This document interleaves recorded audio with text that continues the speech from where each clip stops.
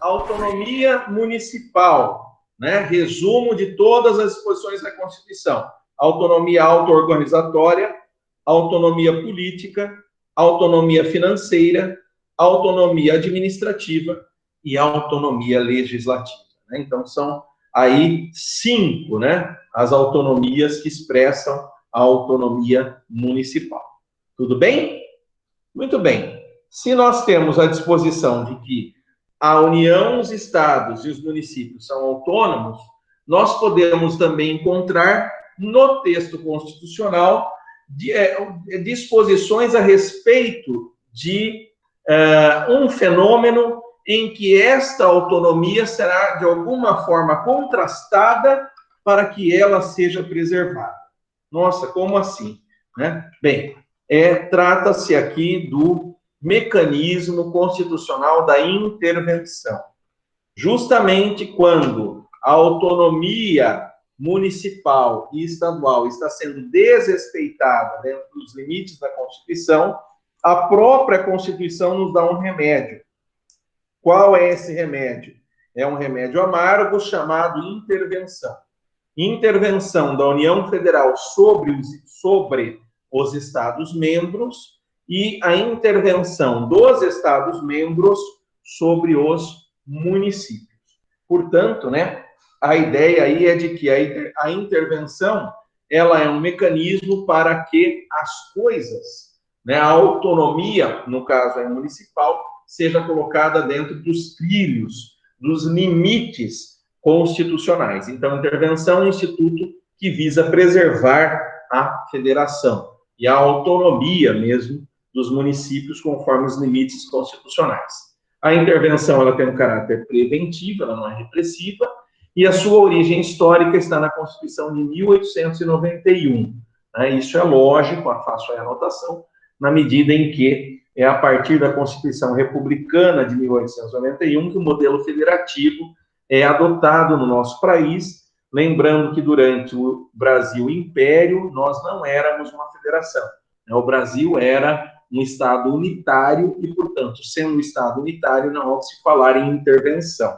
Portanto, a intervenção ela é um mecanismo que existe em Estados federativos, em federações, tá? Em que você tem diferentes níveis de autonomia, diferentes níveis de poder dentro da federação. Na Constituição de 1934, né, foram ali ampliadas as hipóteses das situações ensejadoras, né, assim como trata-se da primeira Constituição a possibilitar a intervenção dos estados nos municípios, né, naquele momento prevista, né, essa intervenção com a finalidade de reorganizar as finanças municipais. Na Constituição de 37, portanto, aqui um histórico do mecanismo do Instituto da Intervenção dos Estados e Municípios, a Constituição de 37, que é uma Constituição, como nós já falamos, né, de um período ditatorial do Getúlio Vargas, Estado Novo, né, essa Constituição chamada polaca ignorou a possibilidade dos estados intervirem em municípios, né, havendo aí um esvaziamento do município com prefeitos nomeados pelo ditador. Na Constituição de 46, quando o Brasil, então, se redemocratiza, né, nós temos aí a previsão, novamente, da intervenção como uma exceção, por prazo certo e conforme algumas condições colocadas, né, naquele texto. E na Constituição de 67, né, você tem a preservação do regramento da Constituição de 46 e 34, né, em que pese a Constituição de 67 ser, de novo, uma Constituição em período não democrático, né, no regime militar, mas nós temos aí, né, uma remessa da disciplina nos municípios a constituições estaduais, né? Então, não se previu a intervenção na Constituição de 67, no texto constitucional federal, a intervenção dos municípios, mas se remeteu, né, em disposição isso à disciplina das constituições estaduais, ou seja, município é uma mera descentralização administrativa do Estado, então vocês, Estados, que vão dispor sobre essa intervenção no nível estadual, na sua Constituição estadual.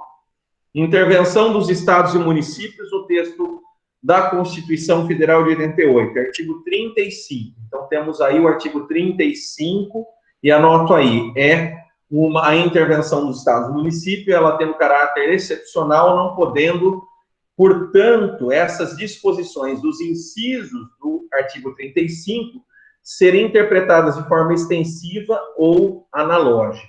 Tá? Então, são exatamente esses, e somente esses casos, né, chamados aí números clausos fechados, de hipóteses em que o Estado pode intervir nos municípios. Então, temos aí a regra geral, artigo 35. O Estado não interverá em seus municípios, nem a União nos municípios localizados em território federal, exceto quando. Então, nós temos a regra geral, o Estado tem que respeitar a autonomia dos municípios, não podendo intervir neles, com exceção quando o município, primeiro, deixar de ser paga, sem motivo de força maior, por 2 anos consecutivos a dívida fundada. Inciso 2º, não forem prestadas as contas devidas na forma da lei. Inciso 3º, não tiver sido aplicado o mínimo exigido da Receita Municipal na manutenção do desenvolvimento do ensino e nas ações e serviços públicos de saúde. E inciso 4º, o Tribunal de Justiça der provimento à representação para assegurar a observância de princípios indicados na Constituição Estadual, ou para prover a execução de lei, de ordem ou decisão judicial. Tá? Então, vamos aí devagar, né, analisando cada uma das hipóteses de intervenção do Estado sobre o município.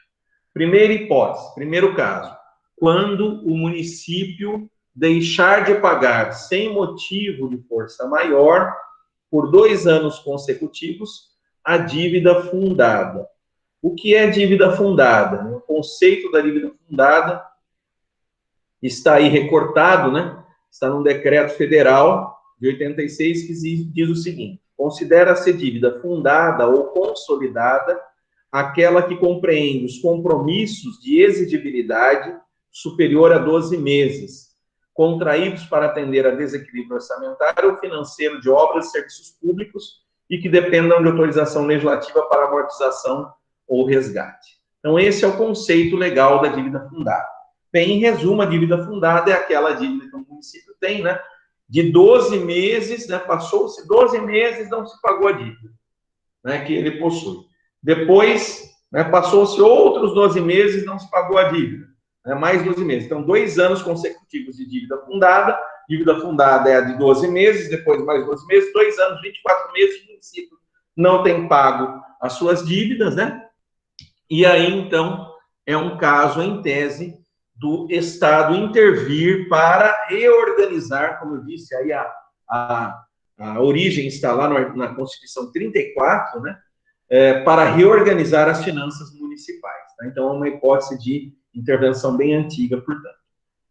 Demais disso, a Lei Complementar 101, que é a Lei de Responsabilidade Fiscal, no artigo 29, parágrafo 3º, ampliou esse conceito, incluindo nele operações de crédito, né, quando o prazo for inferior a 12 meses, com receitas que tenham constado em orçamento, e os precatórios judiciais, emitidos a partir de 5 de maio de 2000, e não pagos durante a execução do orçamento em que houverem sido incluídos. Posteriormente, a Resolução 40 de 2001 do Senado Federal do Brasil completa a base legal da dívida fundada, dividindo-a em 2 tipos. A dívida fundada interna, quando ela é compreendida por empréstimos, por títulos ou contratos de financiamento dentro do país, e a dívida fundada externa, quando esses empréstimos são contratados ou os títulos são lançados no exterior. Bem, esse conceito de dívida fundada não é um conceito aqui do direito municipal, é um conceito do direito financeiro, né? Portanto, você tem, quando se trata do conceito de direito financeiro, ir até essas leis financeiras para recortar e compreender esses conceitos. De qualquer forma, né, numa visão bem geral, né, a primeira hipótese aí, dívida fundada é aquela, né, aquelas exigibilidades não pagas de superiores a 12 meses consecutivos, depois mais 12 meses, você tem aí a dívida fundada, a possibilidade da intervenção no Estado e no município. Segundo caso, de intervenção dos estados nos municípios. Falta de prestação de contas. Vamos lá. Pessoal, o que é prestar contas? O que é prestação de contas? Primeira ideia, você tem que pegar lá no artigo 70 da Constituição Federal, parágrafo único, a disposição geral, né, sobre a prestação de contas. Então, o artigo 70, parágrafo único da Constituição diz: prestará contas qualquer pessoa física ou jurídica, pública ou privada, que utilize, arrecade, guarde, gerencie ou administre dinheiros, bens e valores públicos, ou pelos quais a União responda, ou que, em nome desta, assuma obrigações de natureza pecuniária. Ou seja, prestação de contas, dever de prestação de contas, é um dever geral a toda e qualquer instituição pública, inclusive o município, né, que é ente da federação, quanto privada que, de alguma forma, tem acesso, né, aos recursos, bens e valores públicos, ok? Esse artigo 70, parágrafo único, quando ele descreve, na verdade, o Tribunal de Contas, né, aqui no caso da União, ele é reproduzido também no texto da Constituição do Estado de São Paulo, para, especificamente, o Tribunal de Contas do Estado de São Paulo, que é um tribunal de contas que também exerce a fiscalização, a prestação de contas diante dos municípios, né?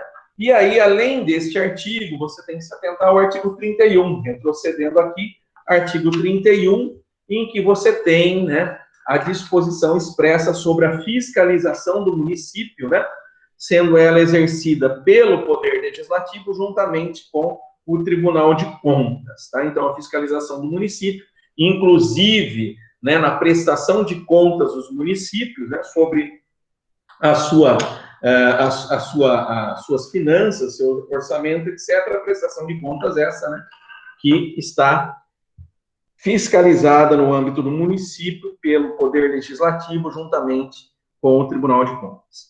Como eu disse para vocês, o artigo 32 da Constituição do Estado reproduz aquilo que, em grande medida, está no artigo 70 da Constituição, né, prevendo que, no parágrafo único, prestará contas qualquer pessoa física ou jurídica, de direito público ou direito privado, que utilize, arrecade, guarde, gerencie ou administre dinheiro, bens e valores públicos, ou pelos quais o Estado responda, ou que, em nome deste, assuma obrigações de natureza pecuniária. Portanto, né, uma disposição expressa, idêntica à do parágrafo único do artigo 70 da Constituição.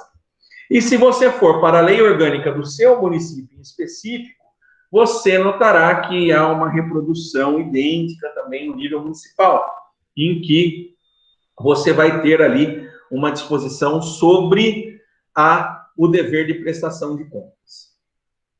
Ainda dentro desse segundo caso da prestação de contas, né, isso também é matéria de direito financeiro, mas é importante aqui relembrar, né, você tem algumas espécies de prestação de contas, né, espécies, portanto, que o município, né, terá aí que prestar. Primeira espécie, contas de governo, e segunda, contas de gestão, tá? Primeiro, contas de governo são aquelas contas, né, que se referem ao exercício financeiro de 1º de janeiro a 31 de dezembro, tanto da Prefeitura Municipal quanto da Câmara Municipal, que são prestadas, respectivamente, pelo prefeito municipal ou pelo presidente da Câmara.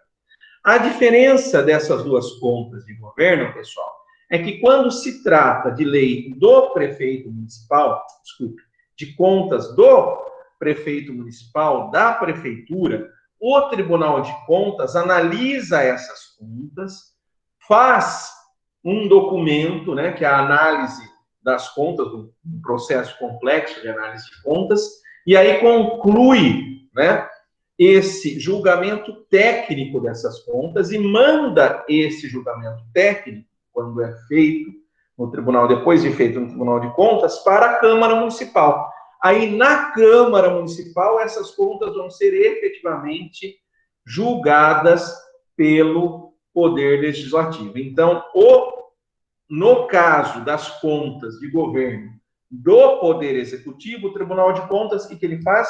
Analisa tecnicamente as contas e remete a análise para que a Câmara Municipal possa julgar as contas do prefeito. E aí, a própria Constituição Federal, como eu disse, artigo 31, inciso 3º, né? Aliás, inciso 2º, né? Diz o seguinte, ó. O parecer prévio, então esse documento que o Tribunal de Contas emite é o parecer prévio, emitido pelo órgão competente sobre as contas que o prefeito deve anualmente prestar, essas contas de governo, só deixará de prevalecer por decisão de 2/3 dos membros da Câmara Municipal. Então, lá, os conselheiros do Tribunal de Contas analisam as contas do prefeito municipal do município A, B, C, D, analisam tecnicamente, fazem como se fosse um julgamento, mas não um julgamento, né? Fazem um parecer prévio, isso vai para a Câmara Municipal e a Câmara Municipal, na sua discricionariedade política, poderá, sim, alterar o julgamento do Tribunal de Contas. Então, por exemplo, o Tribunal de Contas, ele opinou pela aprovação, no parecer prévio, das contas do prefeito. Pode, pergunta, o Poder Legislativo alterar para a reprovação? Pode, desde que 2/3 dos parlamentares votem nesse sentido. Entenderam? Da mesma forma, o contrário. O Tribunal de Contas, ele opinou pela reprovação das contas do chefe do Poder Executivo, dessas contas de governo.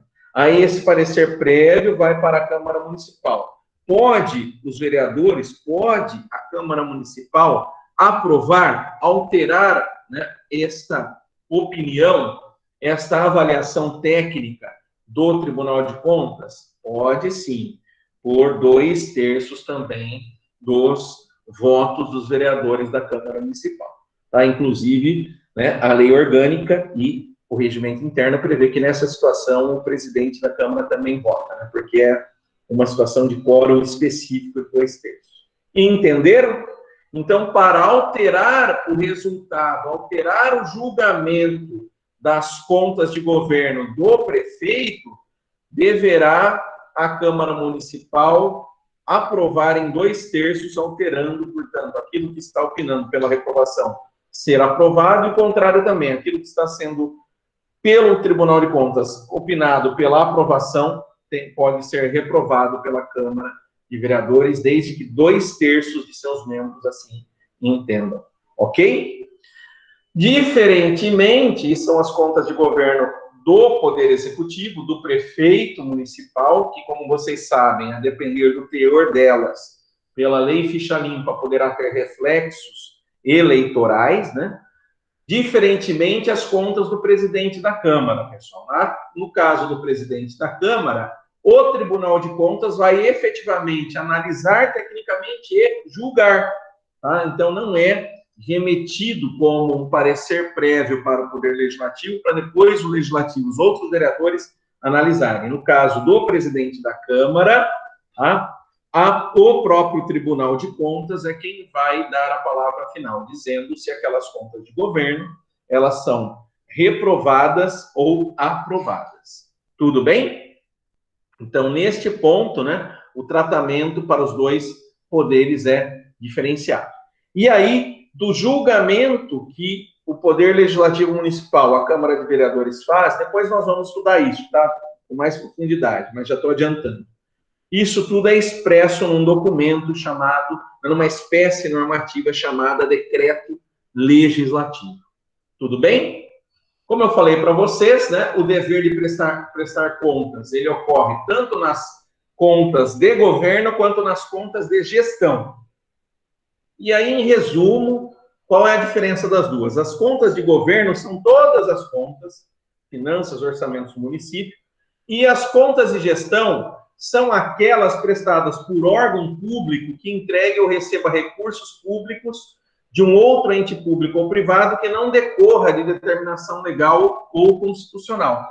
Ela ocorre muito, por exemplo, em convênio, acordo, ajuste, auxílio, subvenção social, termo de parceria, a partir daqui, termo de parceria, contrato de gestão com o S, termo de parceria com o CIP, termo de cooperação e termo de fomento com organizações da sociedade civil, né? Em que dinheiros públicos vão aí tanto ser recebidos pelo poder público ou enviados do poder público para o parceiro privado. Esse tipo de conta é chamada conta de gestão. E aí, neste caso, pessoal, de contas de gestão, você pode ter, eventualmente, o prefeito municipal tendo que prestar essas contas de gestão, e neste caso, não se aplica a sistemática das contas de governo. Neste caso, o próprio Tribunal de Contas poderá julgar essas contas, né? E o ato decisório é o acórdão do Tribunal de Contas do Estado, né, que é o caso de São Paulo, que vai julgar as contas de gestão. Então, o prefeito municipal tem contas de gestão e contas de governo. Contas de governo, o Tribunal de Contas analisa tecnicamente, remete o parecer prévio ao Poder Legislativo Municipal, que vai aprovar, né, concordar ou não com o parecer prévio. Para não concordar, alterando o parecer prévio, depende de 2/3. E a segunda espécie de conta é a conta de gestão, essa de recursos que são extra, né? Extra as contas de governo, são recursos específicos de convênios, acordos, enfim, desses ajustes, né? Em que você tem contas de gestão, que são também as do prefeito, julgadas diretamente pelo Tribunal de Contas. Entendido até aqui? Com a diferença de contas de governo e contas de gestão? Pouca gente também sabe disso, viu, pessoal? Poucos sabem disso, inclusive há muita confusão, né? Porque o próprio regimento interno do Tribunal de Contas, ele prevê soluções, instrumentos, caminhos diferentes para você poder, eventualmente, defender o interesse de um prefeito relativamente às contas de gestão e contas de governo. E aí você, às vezes, se depara na prática com muito advogado que não conhece essas especificidades e, portanto, se enrola. Tá? Então, você está aqui já compreendendo a diferença entre contas de governo e contas de gestão. Intervenção ainda do Estado no município, terceiro caso previsto na Constituição. Não aplicação de percentuais mínimos em educação e saúde. Quais são os percentuais mínimos de educação e saúde? Saúde, 15%. Educação, 25%. Portanto, no orçamento municipal, pessoal, o que acontece? Dos 100% do orçamento, 40% é verba carimbada, 15% para a saúde, 25% para a educação. Então, você tem aí, sobrando, entre aspas, 60% para que o município, para que o prefeito municipal aplique nas outras necessidades do município. Bem, a definição, né, desses percentuais, dessa verba, né, pública carimbada para a saúde e educação, tem raízes históricas, né, profundas na evolução das constituições brasileiras, né, denotando aí a preocupação que se tem de efetivamente ter um sistema único de saúde, né, e um sistema educacional adequado à população. E aí o percentual mínimo do gasto de saúde, pessoal, ele aparece aí citado no artigo 198, parágrafo 2º da Constituição, em razão da emenda constitucional 29 de 2000, né, que vai prever aí expressamente, né, vai fazer alusão aí aos municípios, né, tendo aí os 15% reservados para a saúde. Artigo 198, as ações de serviços públicos de saúde integram uma rede regionalizada e hierarquizada e constituem um sistema único, organizado de acordo com as seguintes diretrizes. E aí, então, se diz, né, diretriz, parágrafo 2º, a União, Estado, Distrito e Federal e os municípios aplicarão anualmente em ações de serviços públicos de saúde recursos mínimos derivados da aplicação de percentuais calculados sobre. E aí, inciso 3º, no caso dos municípios, Distrito Federal, o produto da arrecadação dos impostos, a que se refere o artigo 156, e os recursos que tratam 158, 159, etc. Enfim, aí não se, ainda não se previu os 15%, mas depois, no artigo 77, também aí colocado pela emenda constitucional número 29 de 2000, né, você tem o 77, a previsão aí de 15% do produto da arrecadação dos impostos no município, né, para que o município, a partir daquele ano, 2004, começasse a aplicar os 15% em saúde. E aí, naquela época, foi editada pelo Conselho Nacional de Saúde, a Resolução 322/2003, prevendo na segunda diretriz os percentuais mínimos até atingir os 15%, que é o que desde então, de 2004 até hoje, vigora. Percentual mínimo de gasto com educação, 25%. Isso está onde, pessoal? 212 da Constituição Federal, aí marcado em amarelo, expressamente, o município deve aplicar 25% da receita resultante de impostos, compreendida a proveniente de transferências na manutenção e desenvolvimento do ensino. Tá? Sendo essa, inclusive, né, pela Lei Complementar 101, a Lei de Responsabilidade Fiscal, uma condição para que o município receba transferências voluntárias da União. Quarto e último caso, estamos aqui no penúltimo slide, já terminando a aula, né? Caso da intervenção dos estados e municípios em razão de uma representação que se faz no Tribunal de Justiça do Estado para que o município observe os princípios constitucionais definidos na Constituição Estadual para executar uma lei, observar uma lei ou para cumprir uma ordem ou decisão judicial. Vamos assim dizer que 90% ou mais das situações em que possa ocorrer representação para intervenção do Estado nos municípios feita no Tribunal de Justiça é essa última hipótese, pessoal. Descumprimento de ordem judicial. Principalmente quando você tem aquele caso de um cliente seu na advocacia em que você já esgotou todos os recursos que você tem, a causa ganha e o município não cumpre a ordem judicial, né, por razões muitas vezes orçamentárias e financeiras, e aí, nesse caso, em tese, é possível o pedido de intervenção para que o Estado reorganize as finanças municipais e, portanto, coloque aí nos trilhos, né, essas decisões judiciais, esses precatórios para serem pagos. E aí, então, para fechamento dessas hipóteses de intervenção, como eu falei, né, a primeira hipótese de intervenção, segunda e terceira, né, vamos lá, voltar às hipóteses que estão aí no 37. Então, não pagar por 2 anos consecutivos a dívida fundada. Segunda hipótese, né, não prestar contas. E terceira hipótese, não aplicar o mínimo, 15% saúde, 25% educação. Essas 3 hipóteses, pessoal, elas são hipóteses que vão depender de decreto do governador ou de ofício, né, de ofício ou motivado por requerimento da Câmara de Vereadores do município específico ou pelo Tribunal de Contas, conforme a previsão na Constituição Estadual. Então, estou aí pensando para você, né, como que essas hipóteses, essas 3 hipóteses, não pagar a dívida fundada por 2 anos, não prestar contas, né, e também, aí no último caso, de não aplicar os percentuais mínimos, pode ser um decreto do governador que dá origem à intervenção, pode ser um ofício, né, ou requerimento da Câmara de Vereadores, ou mesmo o Tribunal de Contas, né.